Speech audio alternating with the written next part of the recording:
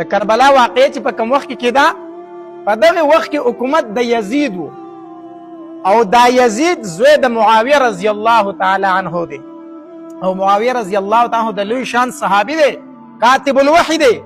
په نبی علیه الصلاة والسلام باندې چې به وحی نازلېدله نو د دې قرآن د دې وحی لیکونکي څه صحابه کرام مقرر کړی شو.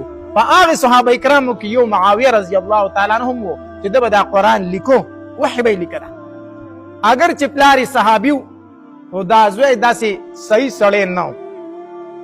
زه په هغې خلکو باندې تعجب کومه چې هغې د حسین رضی الله تعالی عنه په مقابله کې د یزید فضایل بیانوي. چېرته د نبي علیه الصلاة والسلام نوسې، چېرته د اهل بیتو نه یو ګلاب، او د هغه په مقابل کې بیا د یزید فضایل بیانول، دا یقینا ظلم دی. نو په دغه وخت کې د یزید حکومت و، او دا حکومت په زور باندې اغستی و، او ظلم به په هر چا کو، هر سړی به راته بیعت به ورسره کو د یرې د وجې نه، چا به بیعت نه کو وجې به. نو خلک په دې مجبوره کړو چې راشئ ما بادشاه تسلیم کوي او زما سره بیعت وکړئ.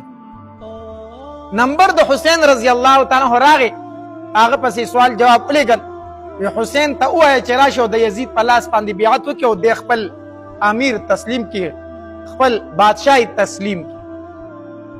حسین رضی الله تعالی عنه د بیعت نه انکار وکړو، او دا انکار یې ولیکه، دا بیعت څه ګران کار نه و. حسین رضی الله تعالی فرمایلي دا بیعت څه ګران نه دی، زه به د یزید سره وکم بیعت. خو یزید هغه شریعت مات کړی، هغه قانون یې مات کړی دی، کم قانون او کم شریعت چې زما په بابا باندې نازل شوی، کم چې زمونږ په خاندان او زمونږ په کور کې راغلی دی، هغه شریعت د نافظ کړی. نو که دغه شریعت دغه قانون د نافظ کو، نو زه به د یزید په لاس باندې بیعت وکم، زه به یې غلام شمه.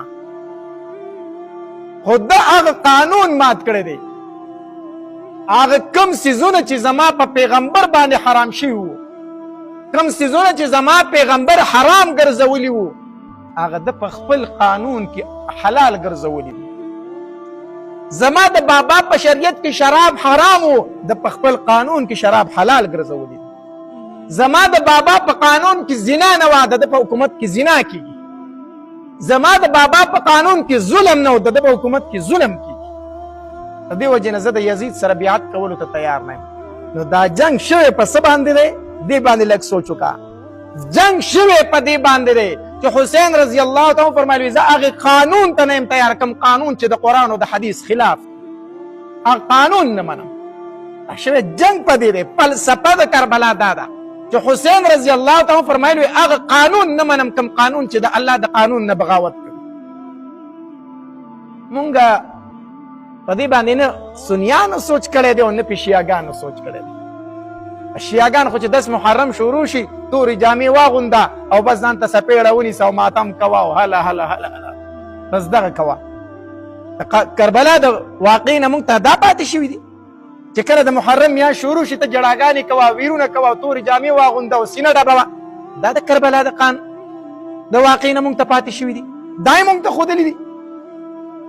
یا سنیان به څه وکړي د محرم په میاشت کې؟ منګي به راوالي او قبرستان ته به ځي او په قبرونو به اوبه اچوي، په قبرونو باندې اوبه اچوه. دا د کربلا واقع تا ته پرېښي دي. یا اوبه تقسیموه او دیګونه پخوه، دا د کربلا واقعي سبق دی. عجیبه خلک یو ښه، منګی راواله او په قبر باندې اوبه واړوه. لکه دا پې ولې اړئ؟ ځکه چې په کربلا کې زمونږ امامان تږي شهیدان شوي وو. په کربلا کې زمونږ امامان تږي شهیدان شوي وو، نو مونږ ځکه په قبرونو باندې اوبه اړو. امامان په کربلا کې تږي شهیدان شوي دي او ته دلته د بنیر په مقبرو کې په قبرونو اوبه اړئ. نو یو خو دا خبره چې دا اوبه هغوی ته رسي. ته سوچ پکار دی، لږ فکر خو پکار دی که نه. تا په خپل قبر اوبه واړولې نسي چلو شو، دا هغې ته ورسېدې، یا دا اوبه دې مړي ته ښکته رسي. بس جام راواله په یو قبر ته اړوه، په بل ته اړوه. دا ولې؟ کربلا کې امامان تږي شهیدان شوي. دا جهالت دی، جهالت. دې د شریعت سره هېڅ تعلق نشته، هر ځان نه جوړې شوې خبرې. د کربلا واقع مونږ ته دا سبق نه دی پرېښی چې سینې ډبوه او تورې جامې واغونده. د کربلا واقع مونږ ته دا سبق نه دی پرېښی چې په قبرونو باندې اوبه اړوه او ښځې پکې کورونو کې کیرونه پخوي او چاولې پخوي. دا مونږ ته پرېښي نه. د کربلا واقعي مونږ ته دا پرېښي دي چې د الله د قانون نه کنسز بغاوت کوي هغه مه منه. د ظلم خلاف ودرېږه، ظالم ته مخامخ ودرېږه. دا مونږ ته د کربلا د واقعي نه معلومیږي. نو حسین رضی الله تعالی فرمایل زه د یزید سره بیعت نشم کولی، ځکه د زما د بابا قانون مات کړی، کوم شریعت چې زما بابا راوړی هغې نه د انکار کړی. یزید ورته بیا جنگ ته تیار شه، جنگ ته تیار شه. کوفي والا ورته وویل وی ته کوفي ته راشه موږ ټول ملګري یو. حسین رضی الله تعالی کوفي ته وغوښتو. دغه علاقې د کوفي چې کوم ګورنر و د هغه نوم ابن زیاد و چې مشهور په ابن مرجانه و. په لاس باندې بیعت وکړي وی نه کومه، وی بیا به جنگ ته تیارېږي. حسین رضی الله تعالی فرمایل وی جنگ ته تیار یم، ګناه نشم کولی خو دومره کولی شم چې ځان شهید کولی شم، خو ګناه نشم کولی. حسین رضی الله تعالی چې خیمې ټک والي او ابن زیاد جنگ ته سر وتړو او ځان حملې ته تیار کو، نو کوفي والا ټول د حسین رضی الله تعالی نه واپس شو، ټول ته وتښتېدل.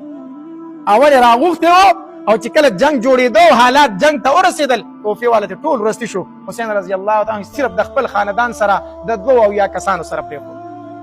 2 کسانو دا ټول د نبی علیه السلام د خاندان خلک دوی پاتې شو.